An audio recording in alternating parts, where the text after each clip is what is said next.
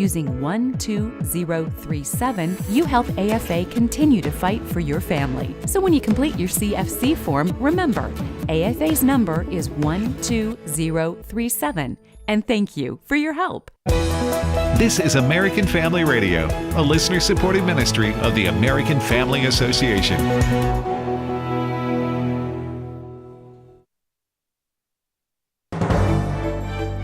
American Family News, I'm Rusty Pugh. The Israeli military says it's carried out a targeted strike on senior Hamas leadership in Qatar. Israeli media reports 5 Hamas terrorists are killed. Chris Foster with more. There were several explosions in Doha, Qatar, the result of strikes by the Israeli Air Force targeting, Fox confirms, Hamas leaders who used Doha as a base of operations outside Gaza, and there have been negotiations there to end the war. A statement from Israel's military says measures were taken in order to mitigate harm to civilians, including the use of precise munitions and additional intelligence. President Trump was reportedly told about the strikes ahead of time and said okay. Qatar's government calls the attack a flagrant violation of international law. Chris Foster, Fox News.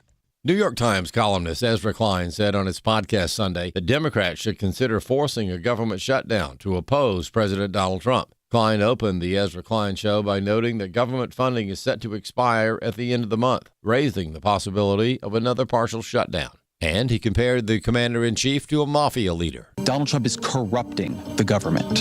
He's using it to hound his enemies, to line his pockets, and to entrench his own power. He is corrupting it the way the mafia would corrupt the industries it controlled.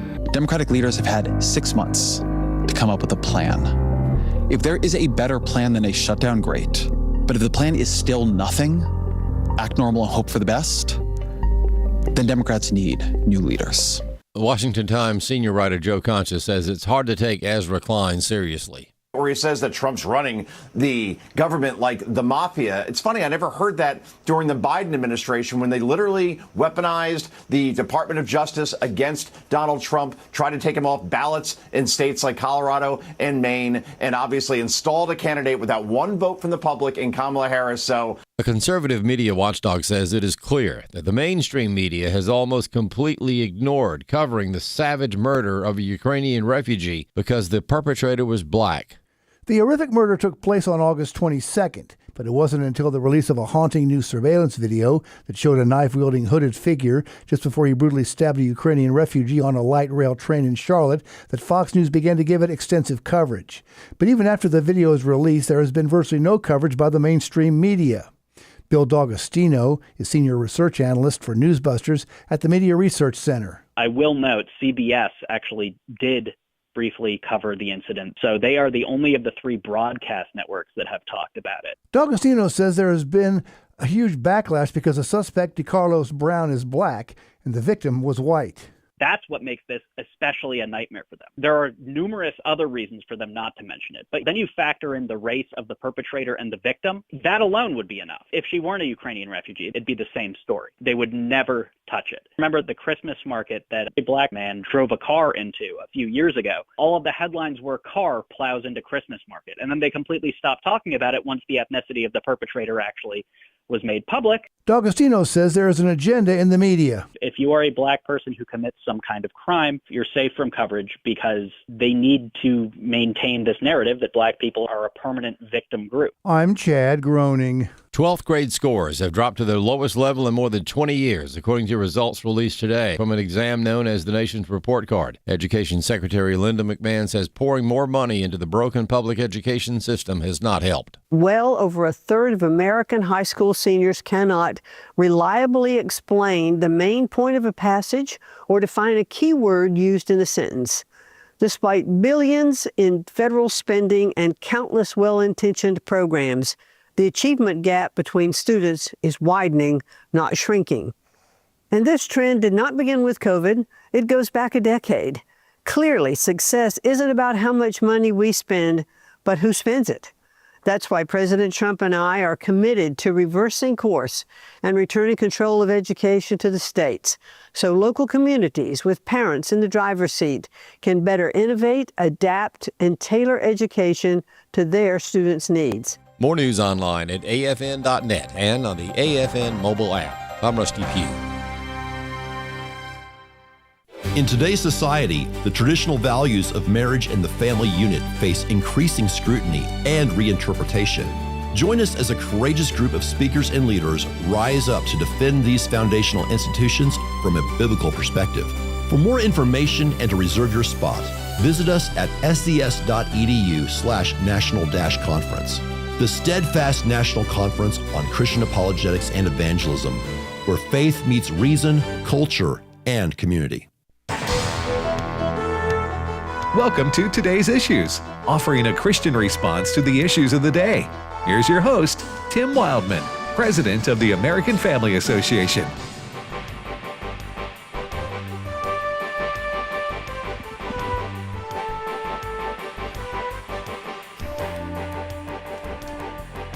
Hey, good morning, everybody, and welcome to Today's Issues on the American Family Radio Network. Today's Issues is the name of this here show. And we thank you for joining us on this Tuesday, September the 9th, 2025. It's already, man, Christmas is not too far away. We're sailing through 2025. It's almost pumpkin spice time. Ed Battagliano, good morning, Brother Ed. Good morning. I just thought I'd bring us all down. I want to talk about that. I want to bring that up. Wesley Wildmon. Good morning. Do you have anything to say about pumpkin spice, Wesley? No, but I wonder why they call it pumpkin cake when it doesn't taste like pumpkin, but it tastes really good.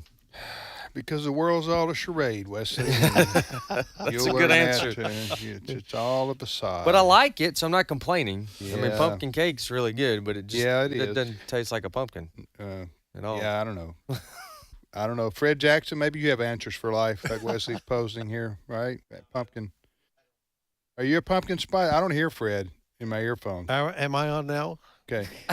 Can you hear me in the back? So, Fred, tell me, Fred, are you a pumpkin spice guy? I've already had my first one for the season.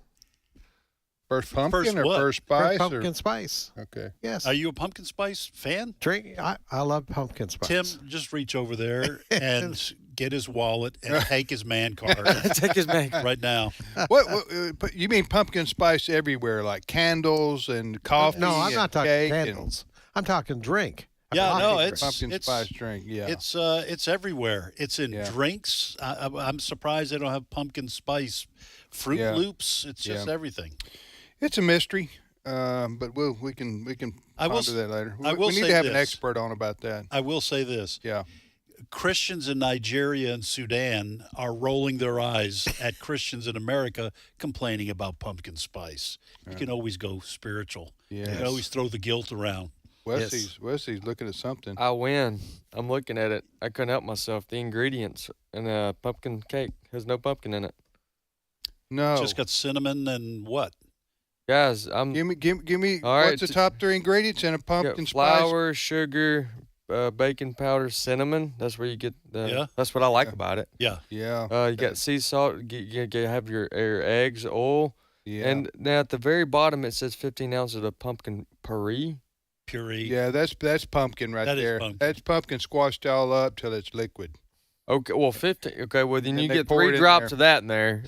Yeah. Well, I'll tell you what, cinnamon's good for you. So, folks, if you're listening, dive into cinnamon, nice is it really good for you? Cake. Cinnamon's good for you. Very good for you. All right. As a spice. Very good for you. But probably not with all the sugar that comes with a cake. But all right. Thank you, Ed, for bringing that subject up. Yeah. Triggering us all. That's what I'm here for. All right. So thank you for joining us, folks. As I said, Wesley, Ed, Fred, and Tim, we thank you for listening to American Family Radio. Dr. Alex McFarland will be with us at the bottom of the hour. We look forward to visiting with Brother Alex. Doctor. That's it. Huh? Was that from a movie? No. It's put the lime in the coconut. No, yeah. Oh, doctor, give me the news. I got a bad case of loving you. Put the lime in the coconut. Put the cinnamon in Doctor, the my pumpkin eyes. cake and call me. This scene. Anyway, Fred. I'm sorry. I knew what you were talking about. I'm a big distraction distraction today. I'm going to separate this show by 2 seconds of silence. Okay. 2001, 2002. Fred, what's the first story? The Israeli Air Force went downtown Doha this morning.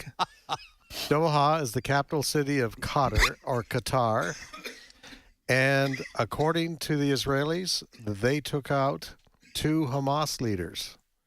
The Qatar leadership is not happy that the Israeli Air Force did that.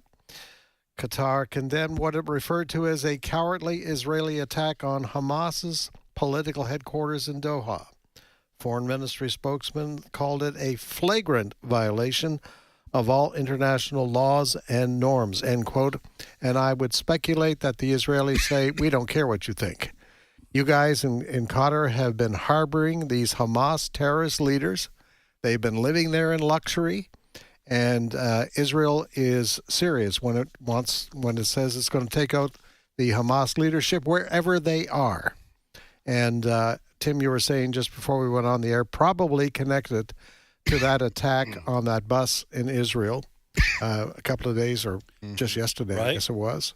And they showed, if you're a Hamas leader, you've got to be a little bit nervous because Israel is going to find you and they will take you out. Find you? They already know where you are.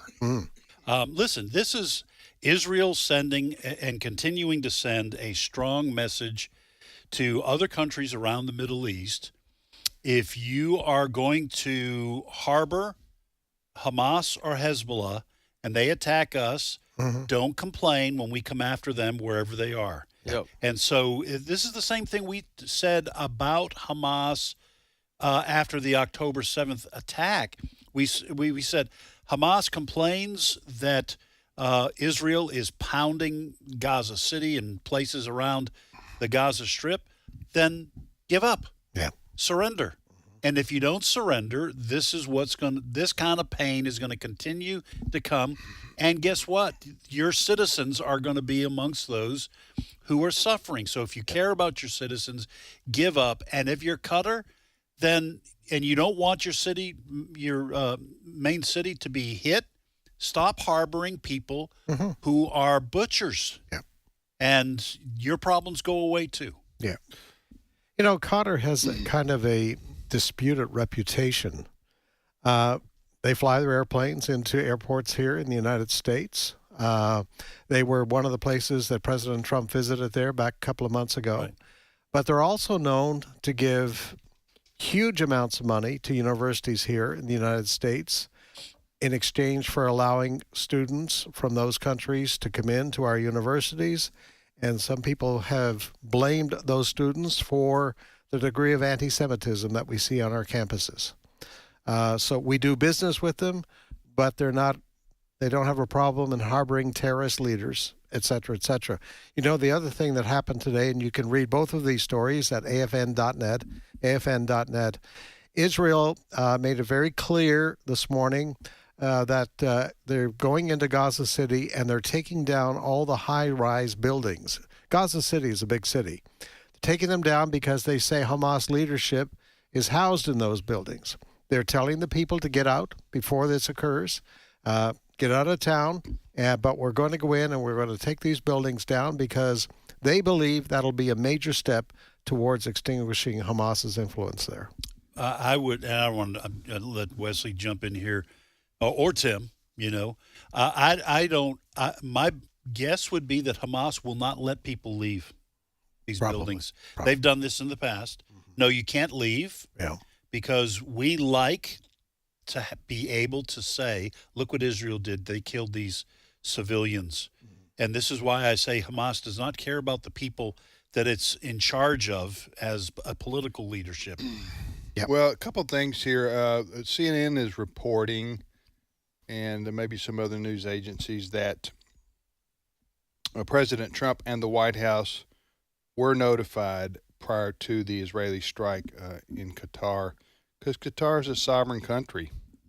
So Israel, that's a little dicey, when you fire a weapon to kill people that are housed inside a sovereign country. But I think Israel's reached their limit, obviously, of tolerance. And after the bus attack the other day, that made it even more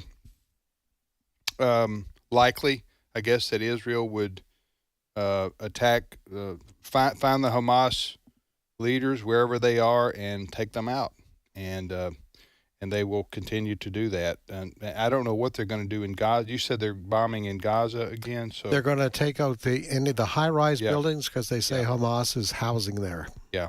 Yep. Yeah. All right. So Israel's defending itself and taking, they're finding their enemies and taking them out. Yes. So, all right. Next story, Fred. Also on AFN.net today, we have the results of a Gallup poll.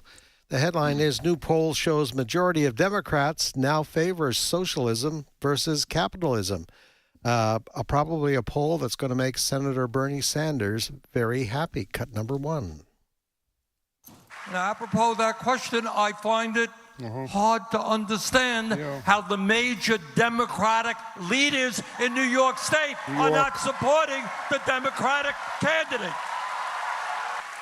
One might think that if a candidate starting at 2% in the polls gets 50,000 volunteers, creates enormous excitement, gets young people involved in the political process, gets non-traditional voters to vote, Democratic leaders would be jumping up and down. This is our guy. So we got another fight on our hands, and that is the future of the Democratic Party. We heard that yesterday. Yes. But you just wanted to play it again? Play it again because he's a big fan. He's out there campaigning with Zoran Mamdani in New York. But it goes to this poll, which the poll says, according to Gallup, 66% of the Democrats who were polled say they have a positive view of socialism. You been talking about a national poll? Yes. Yeah, that doesn't surprise me. Does that surprise you? Let's let Wesley in. It doesn't surprise me of the Democratic Party because that's right. If that's registered Democrats, 66% have a favorable view of socialism. That a lot of that is going to come from your public education, your college campus education, those types of classes, because a lot of that doesn't have a reality to the discussion. And they're most likely. When we heard a couple weeks ago, we played a testimony or a story of a lady who said that that's not real. When they were presented to other countries that are living out socialism right now, they would say, "Well, that's not real socialism," and so they keep defending themselves. And so, that's why I'm not completely opposed to. In fact, I was considering doing an action alert for Zoran. In favor of him winning.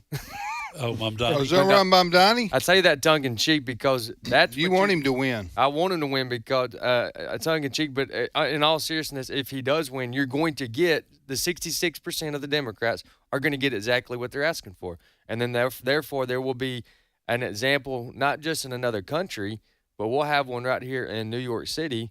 Is it New York City, right? Yeah. Of New York City. Yeah. Yeah. That'll be a real life, on the ground in the United States example of what socialism looks like. Sometimes we need to define as best we can socialism versus capitalism, but the socialism that what's his last name again? Mamdani. He's proposing is beyond anything I'm aware of going on in the United States right now. He's talking about taking over. Basically, socialism is when the government takes over almost every part of society. Right.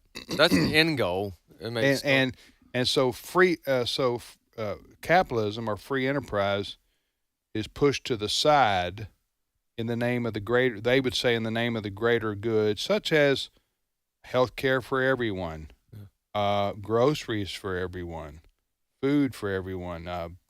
I don't know. Cheap housing, transit for everyone. Yeah. Cheap housing. What they would call cheap free housing. Or free housing, cheap housing. So all this is it's basically a utopian ideology that somebody like this guy here, this one for mayor, he wants to implement. Now, socialism still has to be paid for some way, somehow, or the quality of life deteriorates for everyone. Right. All right. And it may not be instantaneous, but you will see it over time. That's why my dad always said this. He said, capitalism undergirded with Christian principles is the best economic system in the history of the world. Yes, proven. And that's what America was founded on, capitalism, the free enterprise system, the competition, the idea that you can have an idea, make it work, and you're rewarded financially. And others are rewarded financially. Jobs are provided. Families are. That's why we've always in the United States had the largest middle income. We have middle. What do you call it? Middle class. Middle class. Just want to know. Most of the world doesn't have a middle class. They either have the ultra rich or have the very poor. But the free enterprise system, the American that we've always known, allows for a middle class and the chance for advancement. And you're talking about with socialism comes heavy taxation and heavy regulation. It sounds good in theory for a lot of people. It even sounds Christian in many ways. Take care of the poor, provide for the needy. All those things that I'm not mocking. I'm saying those are important things, but the question is, how do you do that? What's the best for the most? Yeah, so think of it this way, and so I'm going to have some shades of meaning here in terms of defining. If you go to Karl Marx and communism / true socialism, that is the state or the government owns the means of production and distribution. Okay, so there is no Walmart, there's a government store. Okay, there's a government factory that produces all the products. Okay, then you have socialism where the state controls the means of production and distribution but doesn't own it. So you have companies, but then the state tells them how to run their business and what prices you can charge. Okay, then you have the kind of socialism that we're staring at right now, which is people saying we want the government to tax middle class and companies to provide the services that we want provided for. And that's the kind of socialism you see in Europe. Heavy taxation, but you do have private business and private enterprise that run their own businesses. There may be some regulations from the government, but they have to kick over a lot in taxation. And that's, I think, when this poll, Gallup poll, defines socialism, especially among young people, that's what they're talking about. They're saying, listen, I can't make it. Somebody's going to have to help me out. The government's going to have to take money from these people over here that have more than enough and create a safety net for everybody else. Let me just say just two other quick things, though. And then you have capitalism unrestrained by Christianity, which can be and has been, in my opinion, abusive towards people. Being exploitative. Exploitative. You have kids, working rather than going to school. But what made our country great is capitalism that was restrained by Christian principles. And I think that's the best of all worlds, because you have capitalism as the engine that drives prosperity. And like you said, Tim, the middle class is very important. But we also understand that it's not just about me, it's about us. We have to take care of our neighbors. I'll give you a prime example of what socialism looks like. Joe Biden, our former president, Autopin Joe. Autopin Joe, I don't know. There you go. Because he didn't know what was going on. And this is why socialism can be appealing, because it sounds good to a lot of people. It's very enticing. What do I mean by that? Well, I tell you what, let's do. Let's just cancel $1 trillion of student debt that is owned by people all over America. Now you got my attention.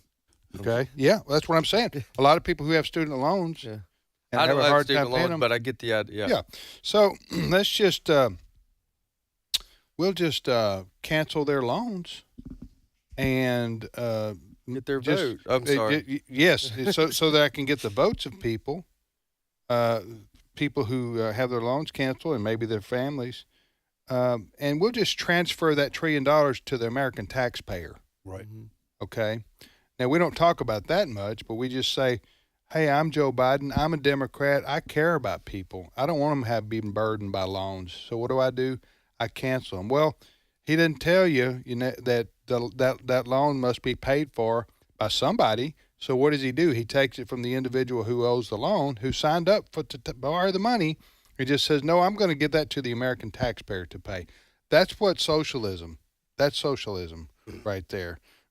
So it's appealing to a lot of people, but in the end, somebody has to pay for socialism. Do y'all think that the 66%, do you think the majority of those understand the about the Democrats? Of the Democrats understand the reality of what we're talking about? No. I don't think so. I don't think so. They only hear the enticing part of it, like I said. Hey, let me make a plug here on that, because while we did a phenomenal job, y'all too did a phenomenal job.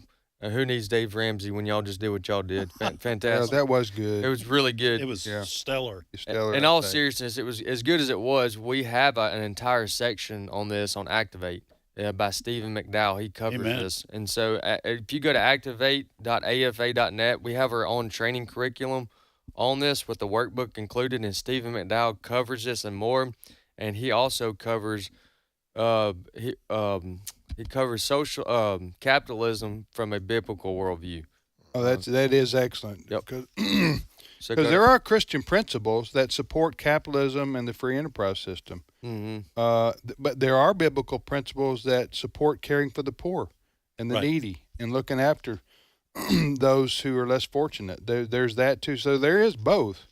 But statism, or true socialism / communism, is not Christian. No, it's not. It's always atheistic, right? Because the state has to be God, right? That's the problem, right? I've likened it and written a couple articles on this for our magazine several years ago. There's the Romans 13 view of biblical government, and then there's the Revelation 13 view of government that becomes God in a culture or in the world or whatever. And in between that are all sorts of different shades. And Americans, and especially American Christians, had better be paying attention, because sometimes that pendulum can swing all the way over to the Revelation 13 type of government, and that becomes very antagonistic towards Christianity. Give you an example, and I've talked about this before, is socialized medicine, which is what Obamacare would be.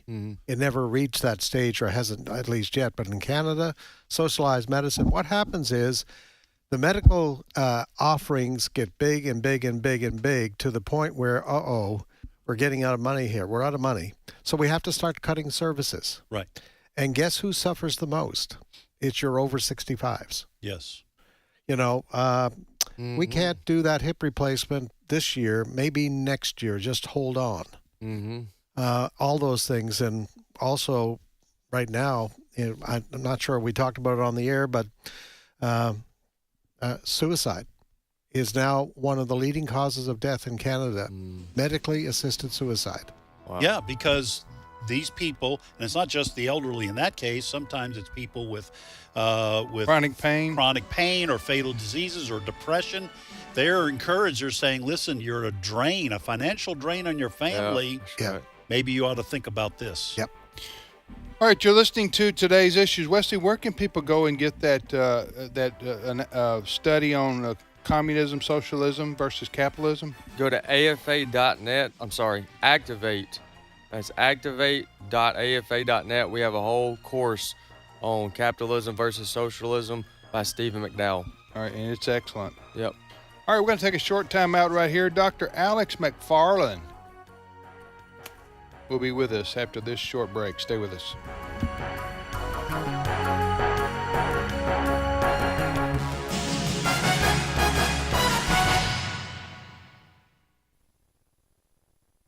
It's my turn. Here is your host for My Turn, Don Wildmon.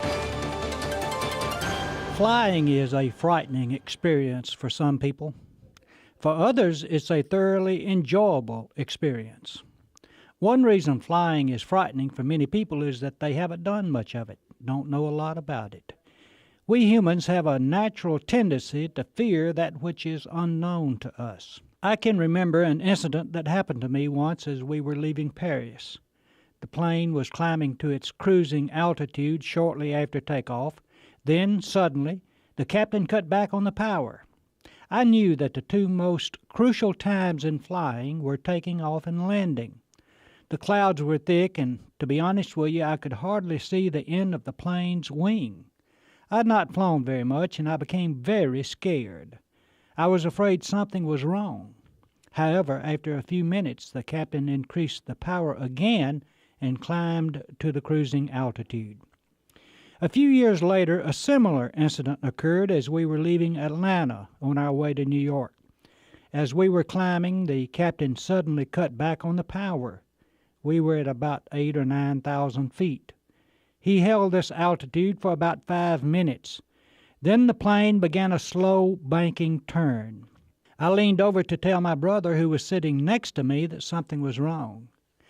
After a few moments, the captain announced that we had a wing flap which was not working properly and that we were going back to Atlanta. Well, we circled the airport for a few minutes, time to allow emergency vehicles on the ground to get into position.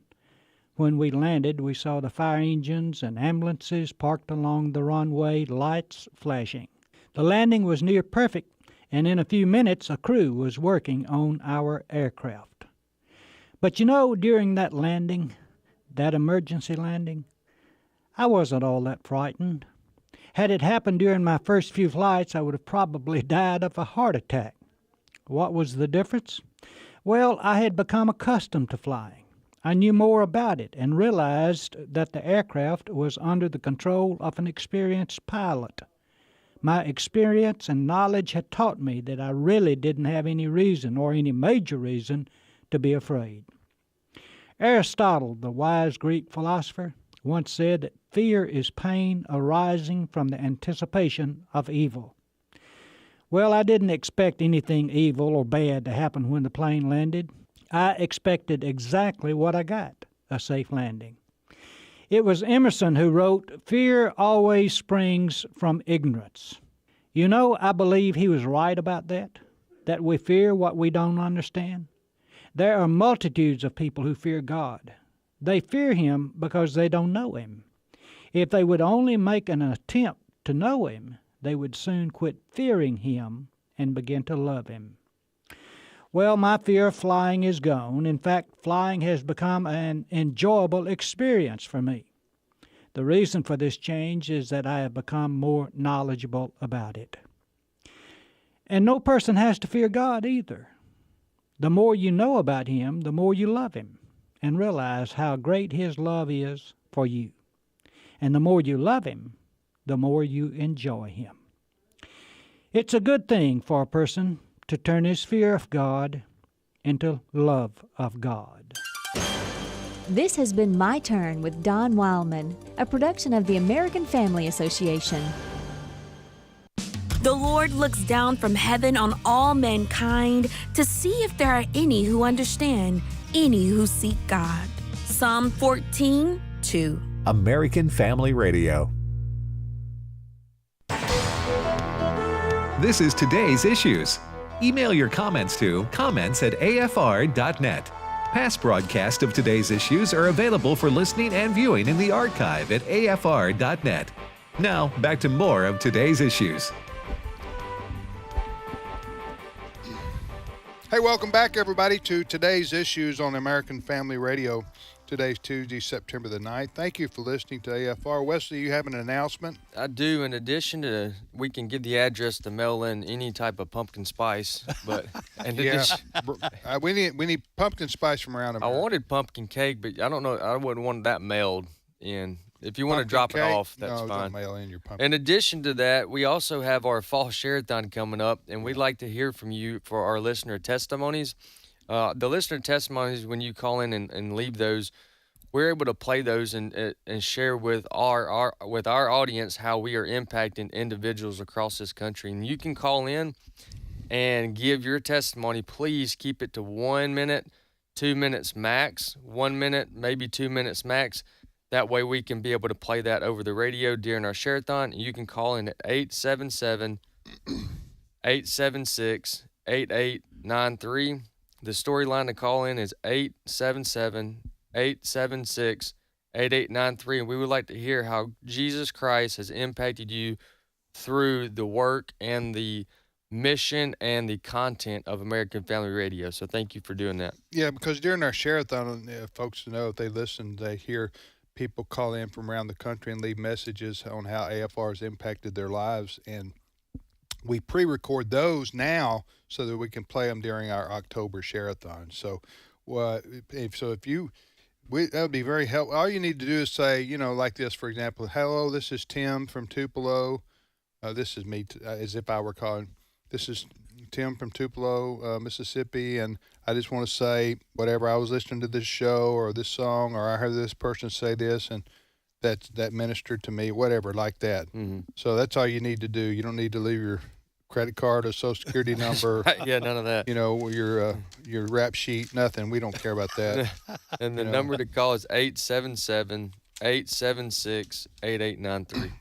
All right, you're listening to Today's Issues on American Family Radio. Joining us now is our colleague and good friend, Dr. Alex McFarland, host of Exploring the Word each weekday afternoon on American Family Radio, heard from 3 to 4 o'clock Central Time.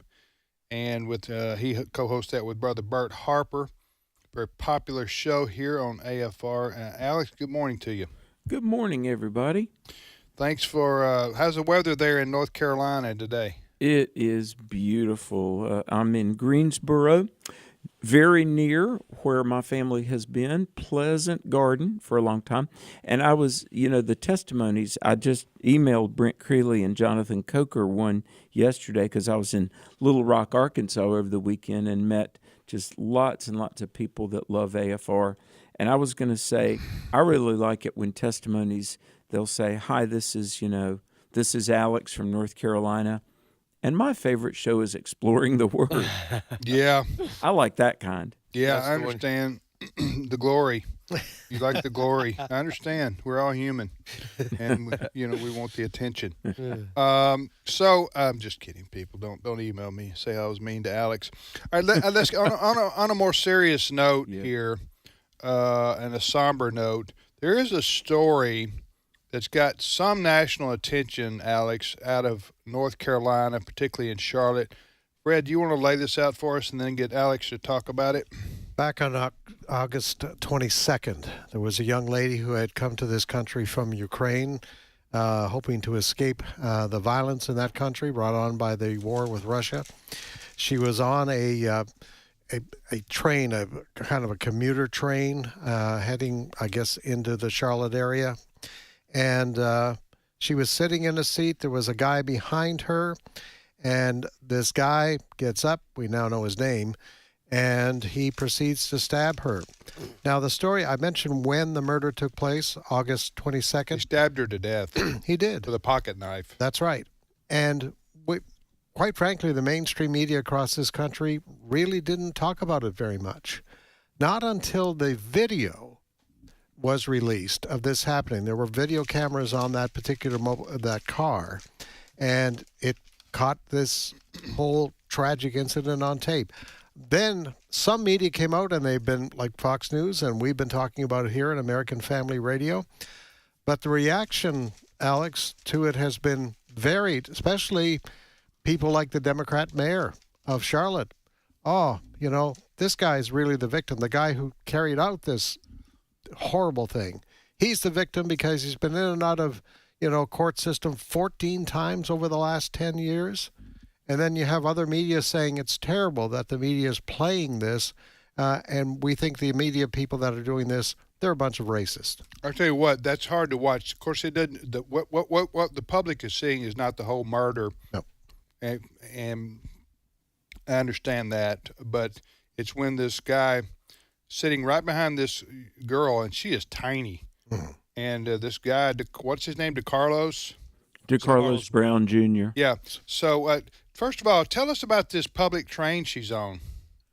Well, it's interesting. When I was president of Southern Evangelical Seminary, Angie and I lived in Charlotte for almost 6 years when they pushed through and built this light rail. And it's a one-way train that goes back and forth inexplicably from the inner city out to a very upscale suburb called Pineville. And I well remember the fight that went on for years. It was like nobody really seemed to want it, and there was really not a lot of need for it. But somehow or another, some of the powers that be in Charlotte wanted public transportation, like Atlanta has the MARTA and New York City has the subway.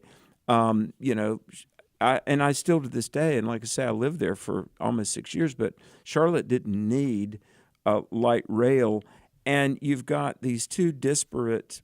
I mean, the inner city is what inner cities are, and the upscale suburbs are, large homes and nice cars, and it's sad. I mean, it is so sad. I would never want to make light of this. I mean, it's tragic. This 23-year-old young woman had come from the Ukraine to seek a better life. She had told some people that she was going to make a better life for herself here in America, and she winds up getting stabbed by a felon that a magistrate, Teresa Stokes, had put back on the street.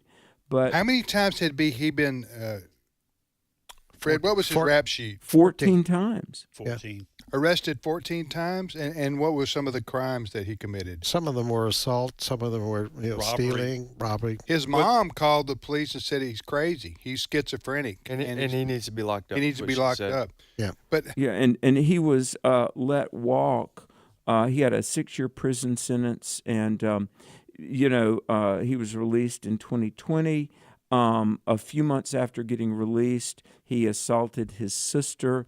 And so, the word is, the recidivism rate. I mean, the revolving door of getting locked up but then being let out. And, I will say this, all around the country, I've interviewed enough people that many voters want judges, these activist level judges that they release back to the street known felons.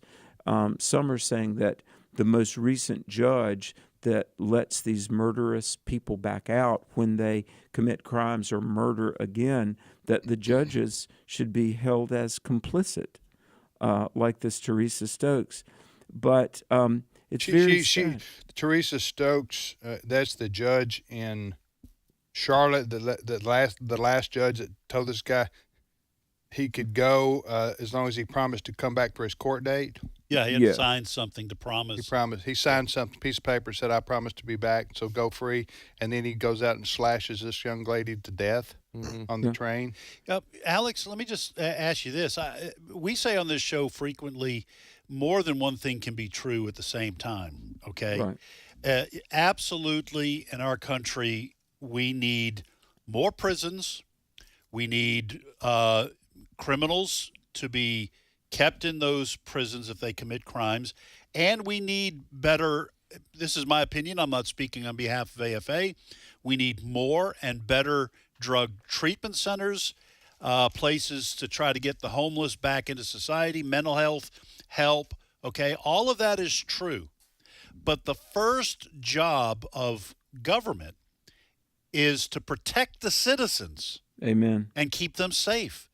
So while all those things may be lacking and we may need to build up that infrastructure and those services for people, you can't let DeCarlos Brown back on the street while we're waiting, because you're letting potentially dangerous criminals back on the street to continue to wreak havoc, and the government is therefore failing to do at least one of its most important tasks. Exactly. I mean, everyone from Augustine to Dr. Martin Luther King Jr. has said that the role of a just government is to look after the welfare and the rights of the tax-paying citizens.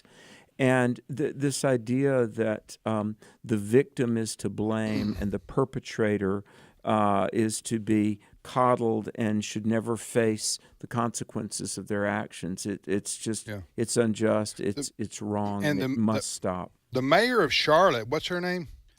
Mayor Lyles. So do you have her quotes, Fred? Yeah, Go ahead. She basically described him. He said, she noted that the suspect, who is homeless and has a litany of previous offenses, has struggled with mental health issues and seemed to have suffered a crisis when he carried out this crime. She went on to say, the mayor, she went on to say sometime before he swung a knife at her as she sat with her phone, Lyles released a new statement thanking media partners and community members who have chosen not to repost or share the footage out of respect for the victim's family. I don't believe that. I don't believe that. She also said that we should treat someone like him and with the same compassion we would treat somebody that has cancer. Talking about the murderer. Mm-hmm. That's also what she said. This is just typical bleeding heart liberal nonsense. Okay, and as Ed said earlier, I don't want my mayor, if I'm in Charlotte, I don't need my mayor being a psychologist. Or exactly. or some kind of therapist. That's a good point. I need the mayor to enforce the laws. The laws on the books to make my city safer. Or she should be saying, this is why we need to lock these people up who are repeat offenders, because it makes citizens of Charlotte unsafe. That's my job as mayor. That's what I'm going to push for. Not, poor fella, he had schizophrenia and he slashed this. I don't know if you've seen it, you have by the way, just an aside, if you go on somewhere public transit or something like that, your head needs to be on a swivel. Yes. This young lady from the Ukraine, as I said, she was a tiny person. That's what she looks like in the video. She's sitting there playing on her phone with this. DeCarlos Brown is right behind her, and I would have moved if I were her. But he's right behind her, and she's not even paying attention.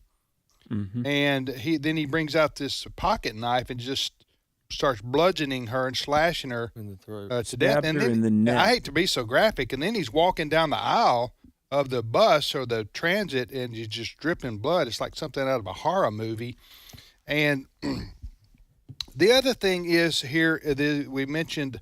I want to ask you about this, and this is a sensitive issue because once you talk about race, people go into their camps. Okay, so I want to say that I believe what the Bible says, that every man is a sinner needing to be saved by Jesus Christ, and it doesn't matter what your background is, what color skin you got, what ethnicity you are, whatever like that. Our favorite football team.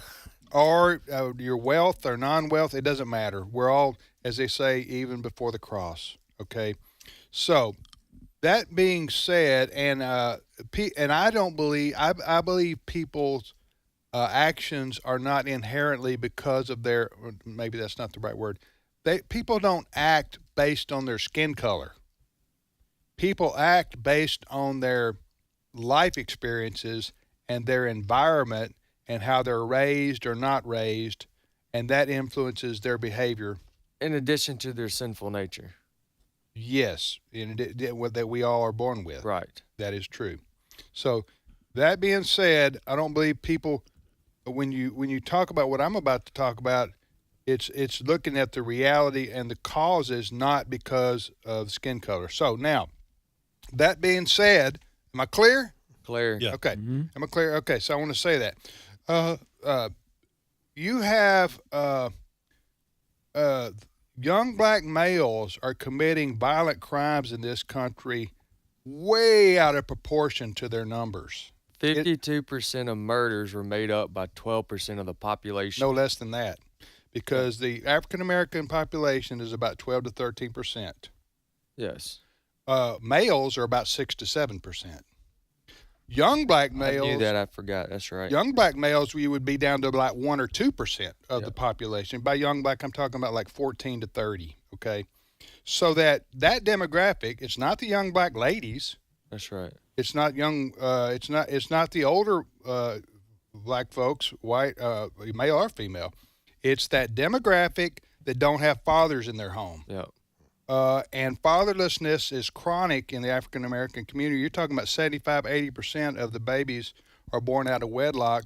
So you have these males that are naturally aggressive, like white males are naturally aggressive. Males, as a species, are naturally aggressive. So that would distinguish them from the females. That's a good point. So you have all these young black males who are raised with no daddies in the home. No, hardly any guidance a lot of them times. So they join gangs, they get involved in things they shouldn't be. They wouldn't do that if they had a stable home life. Amen. The vast majority of them wouldn't, but they do for the reasons I've mentioned. So I think that dynamic, unless that changes, I don't know how you're going to stop seeing young black males on the news every night because of their involvement in crime, particularly violent crime. So how do you, who can address that issue, Alex? Because when white people talk about it, they go, oh, you're racist.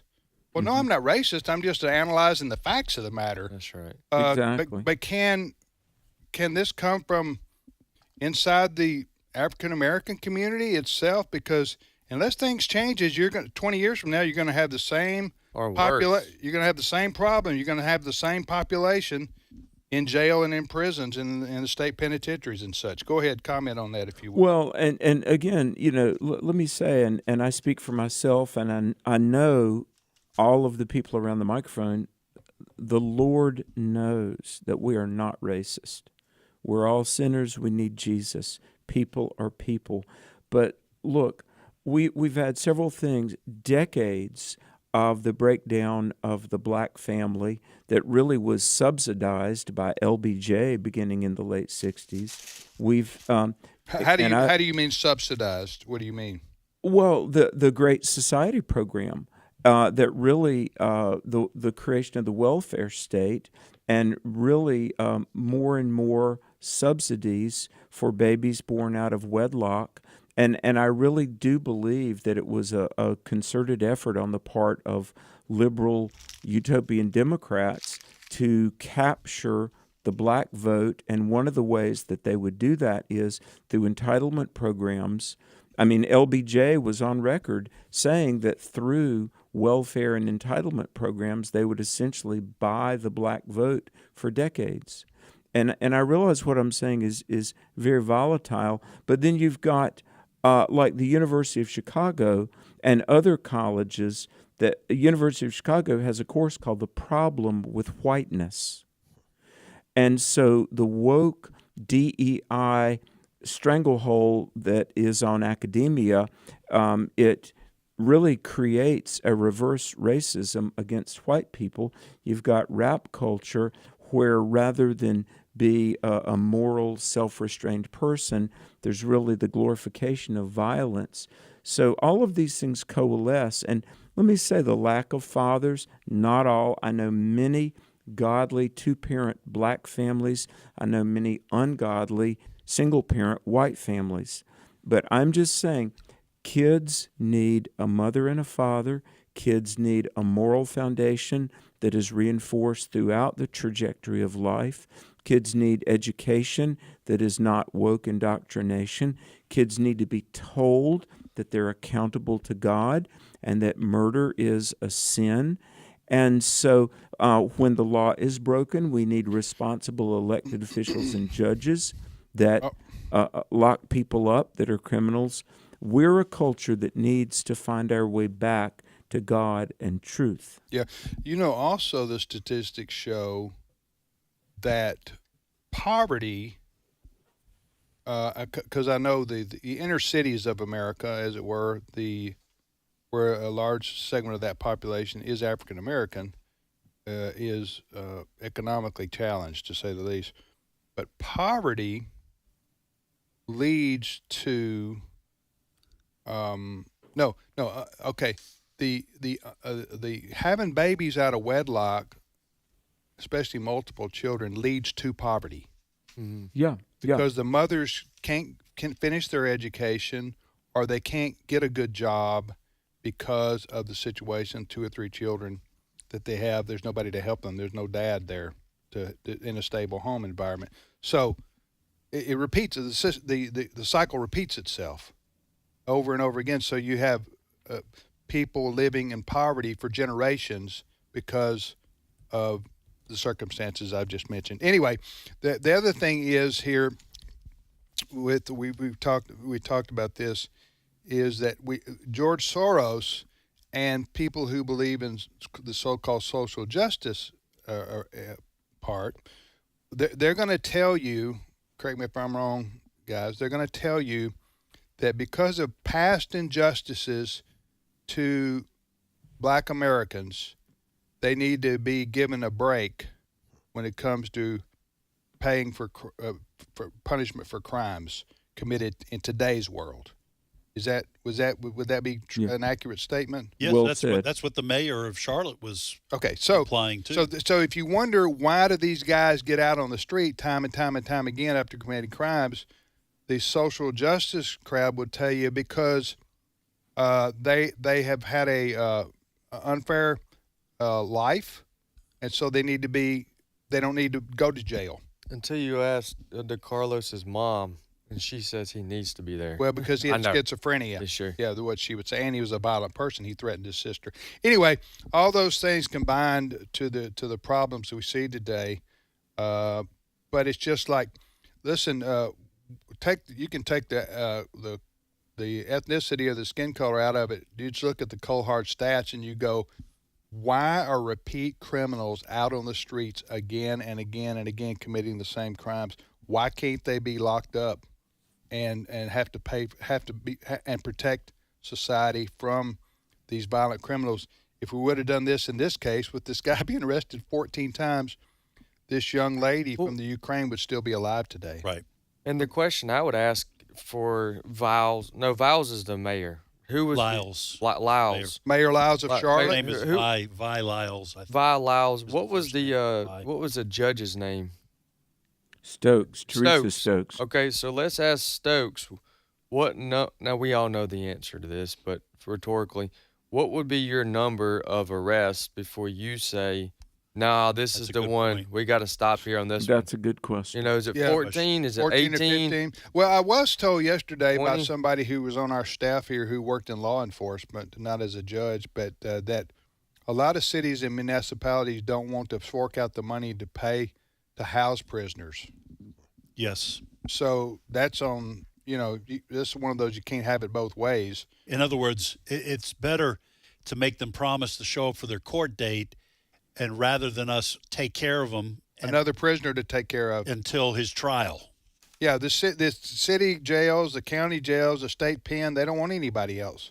Right. They're full, so they're overwhelmed, they're overloaded as it is. So they're maxed out. So they just say, hey, you don't have to come to this prison because we don't have any room for you. Listen, if you want quality of life to increase in this country, you're going to have to build more prisons.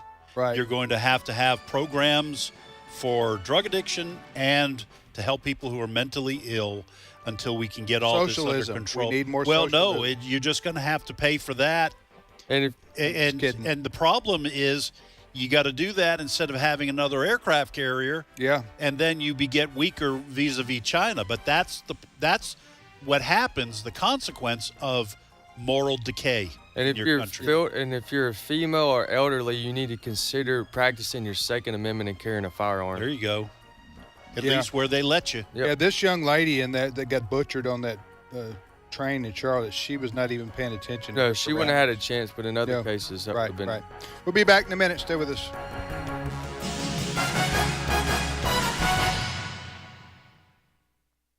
The views and opinions expressed in this broadcast may not necessarily reflect those of the American Family Association or American Family Radio. Faith, family, freedom. American Family Radio. All God asks of you is faithfulness. Headlines in USA Today. Did you see it this morning? All the odds are against us. Faithfulness is the word. There's a place for you on the battle line. Engage in the fight for America's families. Visit afa.net and then take your position. A message from the American Family Association. This is American Family Radio, a listener-supported ministry of the American Family Association.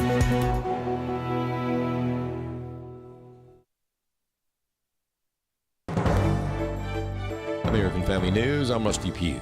Israeli forces say they have conducted airstrikes on Hamas leaders in Qatar. Greg Palcott reporting from Tel Aviv. We have gotten reports that for the very first time, Israel has struck Doha, Qatar, aiming at the Hamas leadership there. Qatar is one of the two mediating countries, Qatar and Egypt, trying to come up with an end to this war. And now Israel has struck out at the country, but not the country itself, struck out at Hamas leadership, which away from Gaza uses Qatar as a base of operation. ICE has made their way to Chicago to launch their latest crackdown on illegal aliens. Federal officials launching Operation Midway Blitz this week, which will target criminals across the state of Illinois. This follows a public back and forth between President Trump and Illinois Governor J.B. Pritzker on how to deal with illegal aliens in the state. House Majority Leader Steve Scalise of Louisiana says governors should be working with the Trump administration. You know, if Governor Pritzker, instead of trying to come up with tweets to criticize President Trump, he could deploy the National Guard himself in Chicago and stop the 7 or 8 murders every weekend if he cared about it. But he doesn't. Jury selection resuming in the trial against Ryan Ruth, the man accused of plotting to shoot then-candidate Donald Trump last year.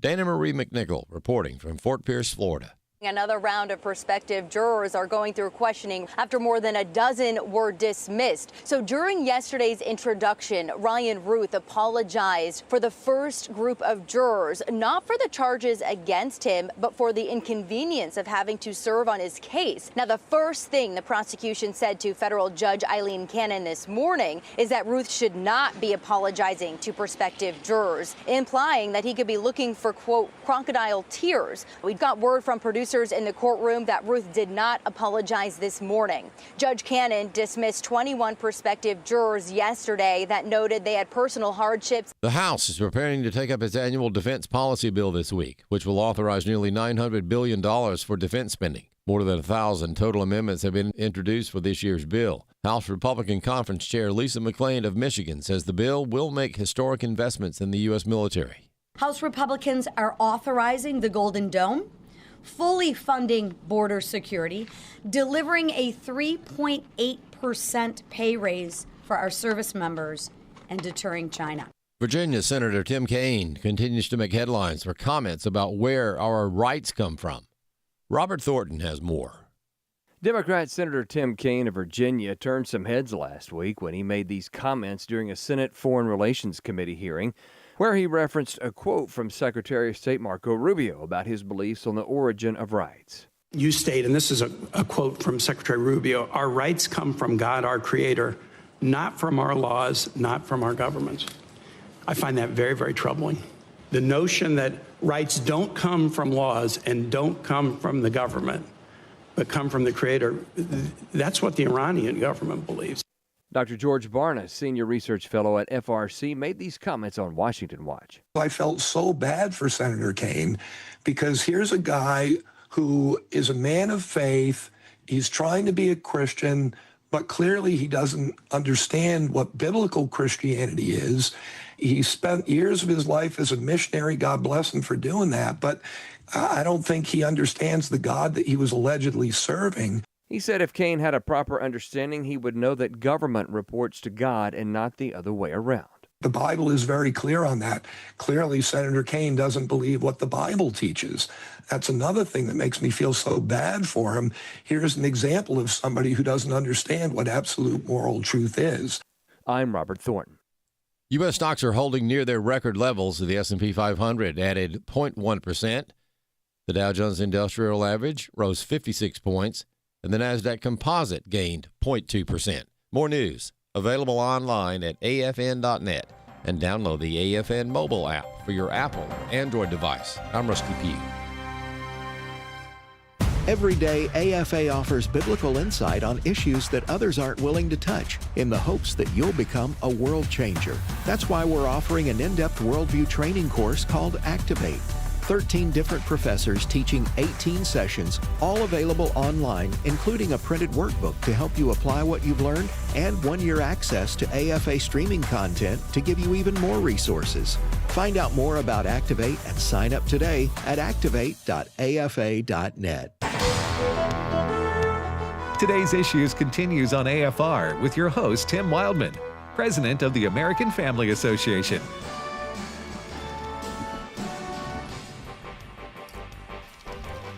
Hey, welcome back, everybody, to Today's Issues on the American Family Radio Network. Today's Issues, the name of this program. I'm Tim with Ed and Wesley, and now Chris Plaid Woodward joins us, even though he's not wearing plaid today. I've nicknamed you. I don't know if that'll stick like Paisley Jordahl, but... You know what? You can call me what you want as long as my pronouns remain gainfully employed. Okay. That's a good one. That's a good one. All right. Actually, those aren't pronouns. But... Yeah. All right. There's Ed, ladies and gentlemen, adding joy and happiness to our show. And sarcasm. Yeah. So, what is your first story, Chris? Well, at the beginning of the previous hour, Fred brought in how Americans come down on the issue of socialism, and I bring in a poll on where Gen Z is on issues like marriage and children. Okay, tell the baby boomers who the Gen Zers are. Yeah, Gen Zers. They're way back down the line. Correct.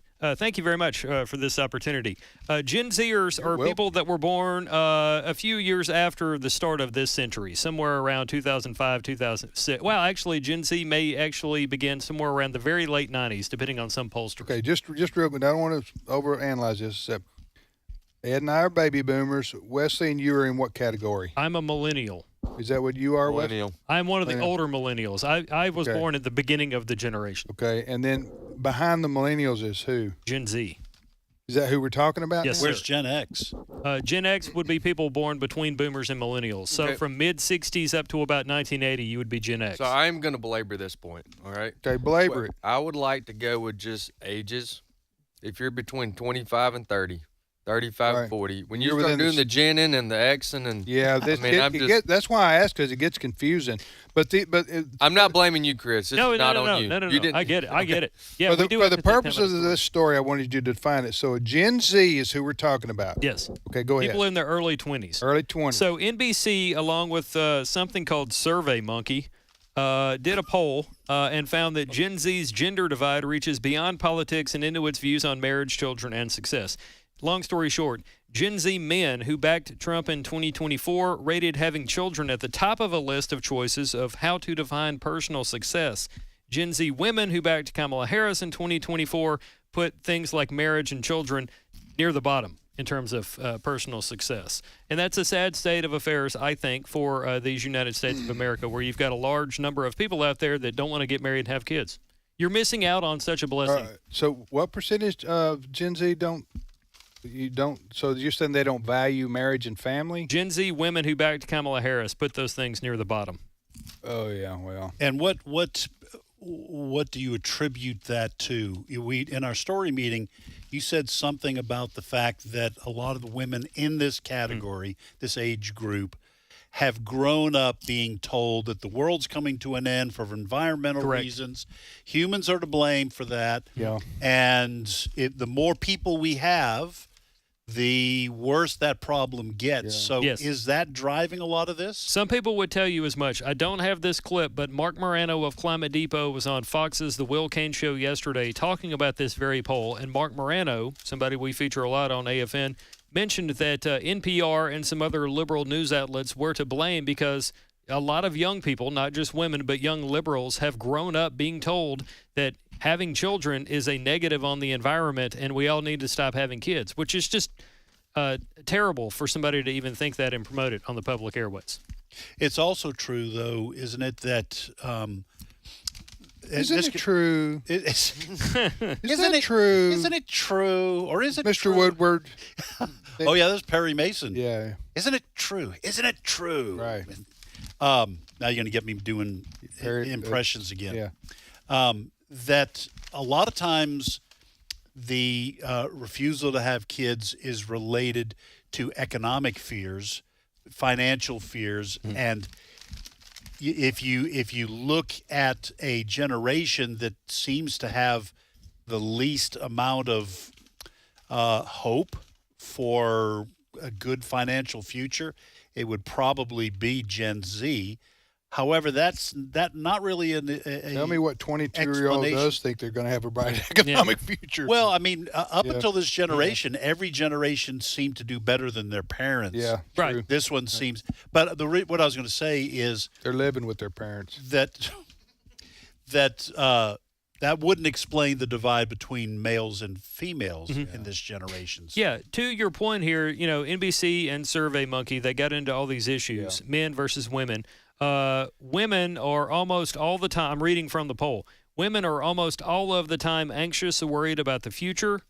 There's all kinds of issues in the workplace where the workplace is unfair. There are issues involving the economy, things like that. So, it's an issue. In addition to this conversation, if you remember when Kamala was running for president, there was also... That was a glorious time, yeah, wasn't it? Exactly. Actually, what I'm about to say precedes that. When Roe versus Wade was overturned, you had a lot of Kamala supporting young women who were saying, well, now that Roe versus Wade, okay, and it was done by men, it was overturned by men, therefore I'm not going to get married. I'm going to protest procreating and having sex and all that kind of stuff. If you remember that, there was a wave there, and that was a contributing factor at the time for why they weren't going to have families or get married or have kids. Yeah. Just the overturning of it was out of spite of their political views being overturned. Yeah. I got to tell you, for young people out there that are listening to the show, first of all, thank you for listening to this show versus terrible things on NPR. But two, I'm not a millionaire, but as a married father of two, I am a wealthy man based on things I've got in my own. That's heartwarming. What you just said, it touches me. What did you just say? I am not a millionaire, but as a married father of two, I am a wealthy man. Tim, you're going to have to be careful because people are not going to take you seriously. When you want to be serious, they're not going to take you seriously. You're going to be like Joe Biden. No, I'm serious. Like you have to specify. When you say that warms my heart. What was wrong with that? There's not a regular listener to TI who believes when you say that. It speaks Tim. Or when you say I'm just sharing my heart. Right. Well. No, but I don't know how much more real I can be. I'm just trying to lay it out there. But listen, what you said that's a Bible and Christian idea. Yeah.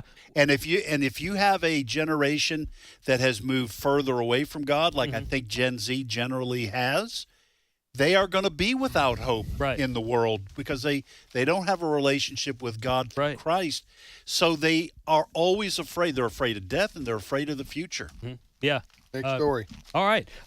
Speaking of the future here, Amy Coney Barrett was trying to calm some fears. Supreme Court Justice. Yes, Justice Amy Coney Barrett, a Trump nominee. She was trying to calm some fears about the Supreme Court being an ideological-driven court and whatnot. And she made comments like, we're not making decisions based on politics. Let's play the clip, and then I'll bounce a question off of you. Clip 14. We don't wear red and blue. We all wear black because judges are nonpartisan, and the idea is that we're all listening to the law. We're all trying to get it right. We're not playing for a team. We don't sit on specific sides of the bench, left and right. We sit in order of seniority. Now, that sounds great, and I think a lot of people would agree with... That warms my heart. Yeah, it does. But there's at least 3 liberal justices in every case, regardless of what the Constitution says, that do rule and write opinions based on their political beliefs. Not in every case. There have been some surprising... You're right, almost every case. There's left and right on it. Everybody knows it. It's conservative, liberal, moderate on the Supreme Court. I mean, that's the way they vote all the time. So I don't know what she's saying exactly. Is that there's no? Maybe she's saying there's no groupthink on the Supreme Court. I think everyone hopes that people are following the law. But listen, we've had Abraham Hamilton III on this show. I'm sure he has said it many times on his own program that most law schools, I think there are Christian law schools that are exceptions, most law schools do not even teach the Constitution. Yeah, it's crazy. Dave said he never had a class in the Constitution. This is what the Constitution says. All Bishop you're E.W. taught, Jackson said the same thing, but he went to college 15 to 20 years earlier than Abe. yeah, And he said then well, they it's been, didn't it's been since the middle of the last century they started doing this.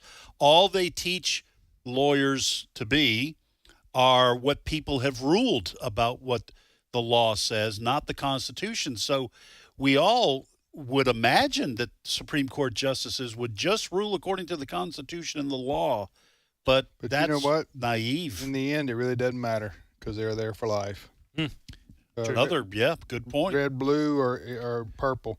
I want to change subject just a minute about a topic you didn't know I was going to bring up. But there was a story that caught my attention on the New York Post, and I'm just going to read the first few paragraphs so I can get your blood pressure up. This is a story. The title of the story is "Biden's Auto Pen Scandal is Nothing Short of a Coup, and the culprits need to be held accountable." This is on the New York Post right now. All right, switching teams, going to MAGA. I hear you. Yeah, Let's go. listen to this. Listen to this. This is appalling. Just months ago, a travesty was taking place in the nation's capital as the Biden administration drew to a close. On his way out the door, President Joe Biden commuted the sentences of more than 4,000 federally incarcerated offenders. Did you know this? Say that again? Okay, well, pay attention. We're doing a show together here. And we're on national, well, you got me to the New we're on York National Post, Radio. and there's lots of good stuff on there. Yeah. I will post this for you. I found it. All right, so this story says, on his way out the door, President Joe Biden commuted the sentences of more than 4,000 federally incarcerated offenders. I did not know that. I didn't either. Listen to this. This is the next paragraph in this story. You're going to put this story on our Today's Issue Facebook page? Doing it right now. This writer says, only it wasn't Biden issuing the record-shattering number of commutations. It was his auto pen. And who controlled that?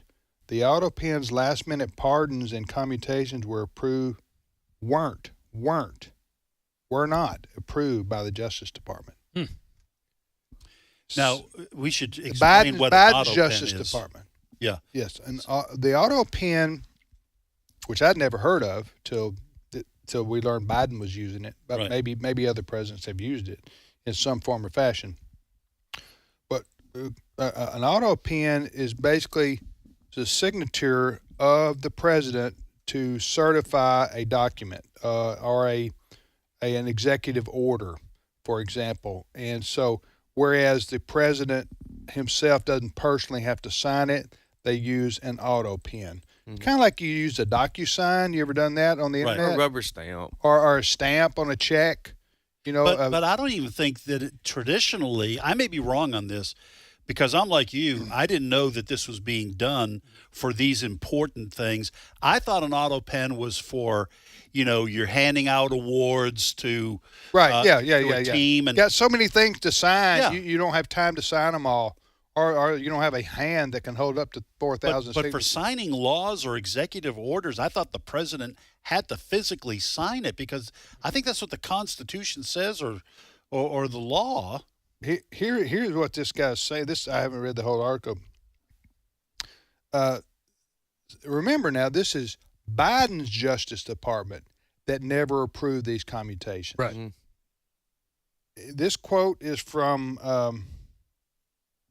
this quote is from a source told the DC Insider, a publication, Axios. So Axios got this quote from somebody who's unnamed about what Biden was doing here. Really, Biden wasn't doing it. It was whoever was on Biden's staff was it was Weekend at Bernie's. Okay, is Sure. what was going on here. If you've ever seen it, it's about a dead man who's propped up by people. And okay, this guy says there was a mad dash to find groups of people that he could then pardon, and then they largely didn't run it by the Justice Department to vet them. So you had whoever was, I don't know, whoever was in charge of the White House. It wasn't Biden. And we may never know. We may never know. 1,500, you said? 4,000. 4,000. 4,000 people were let out of federal prison because somebody at the White House was using a rubber, basically what amounts to a rubber stamp. Right. So what they did, probably, they just took people, friends of friends who said, hey, I want a pardon. And in addition, Biden pardoned all his family. You remember that? Right. Mm-hmm. But they just, it was get out of jail free card by whoever was signing things at the White House with this auto pen. I can't even believe that's constitutional or legal. Well, it's not supposed to be because, and the person who wrote this piece for the New York Post, his name is Daniel McCarthy. He concludes this column, this opinion piece, by saying what happened under Biden was a coup, and it's not mitigated by the fact that Democrats committed a coup against an incapable president of their own party. The auto pen is meant to represent the president, not take his place, which is just that's excellent, right? I was just stunned. We did put this story on our Today's Issues Facebook page. I was stunned by the sheer number. 4,000 let out of federal prisons. Be very interesting by an auto pen. To track these at some point and find out how many commit new crimes. Oh, yeah. Yeah, we're talking about the soft on crime approach of a lot of these blue cities. This is the blue White House, a Democratic Party president, incapable of doing it himself. So he would have to answer the questions. If he had actually signed these, he'd have to answer the question. Right. Why did you let this person? Right. But now we may never know who used the auto pen. It's probably done in some side room, and you just put the piece of paper there and press a button. You know, we may never know who did. I know this is fantasy land, but in a real world, what should have been done, and if we didn't have these just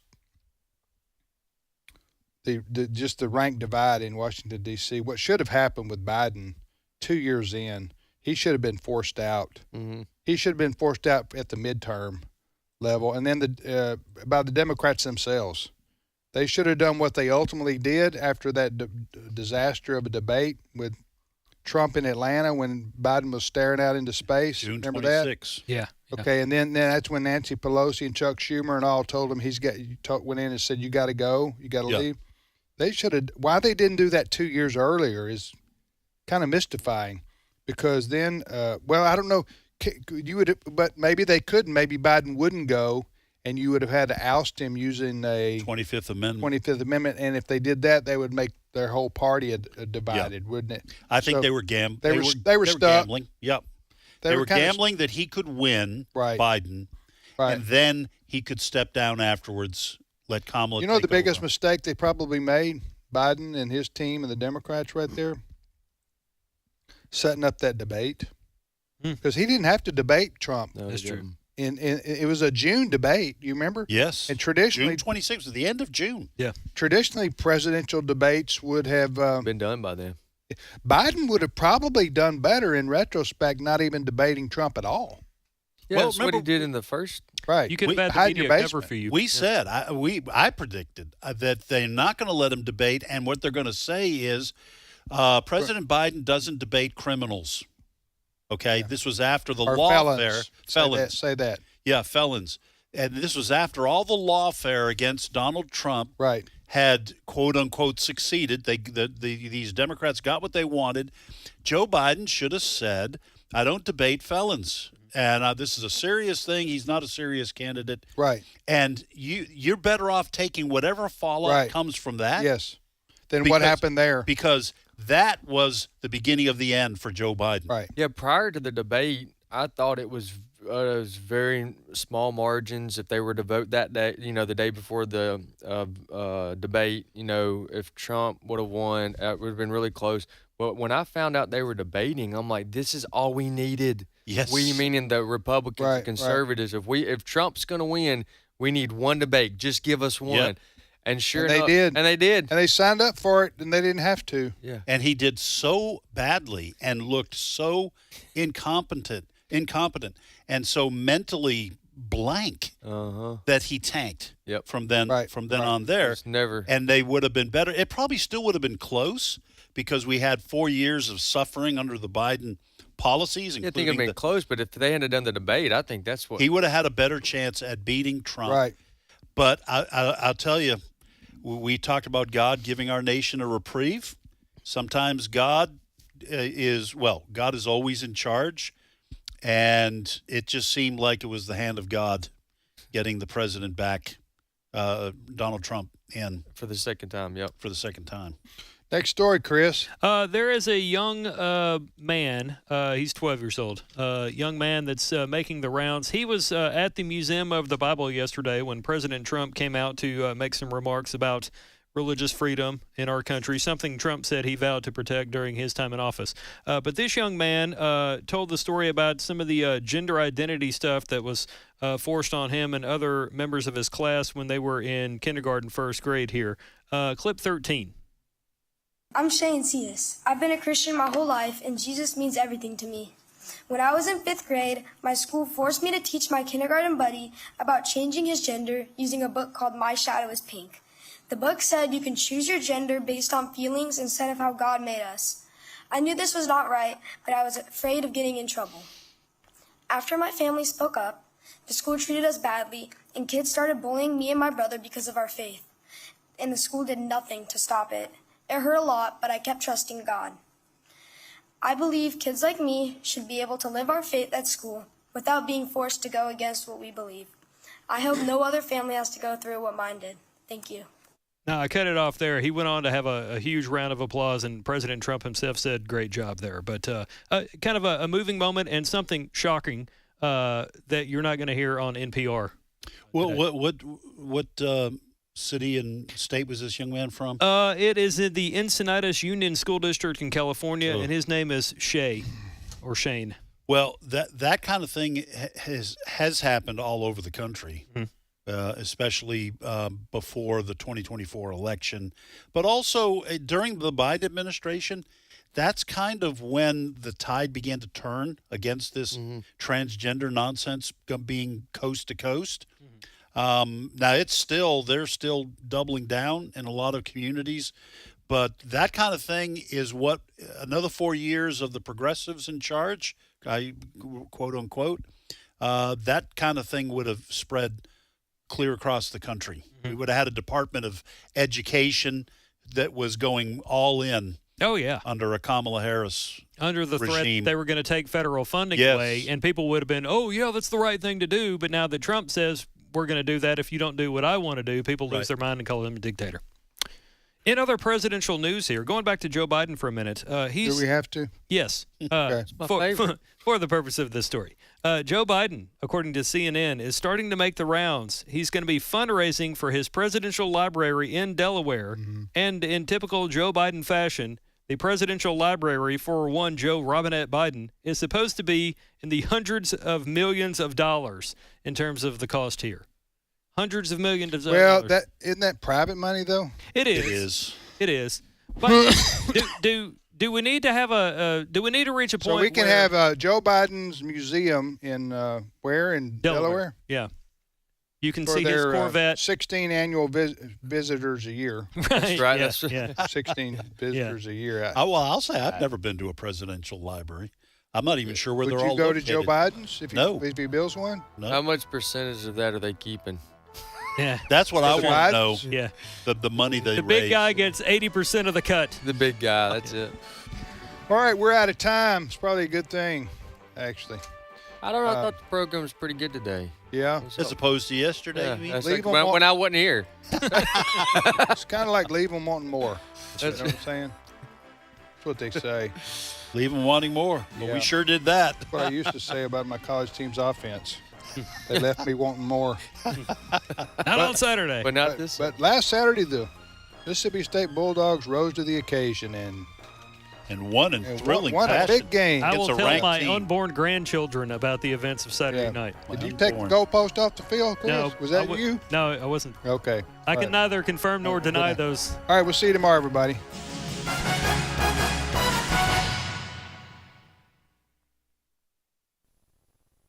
Have you ever wanted to take a boat ride on the Sea of Galilee? Raise your hand. Yeah, but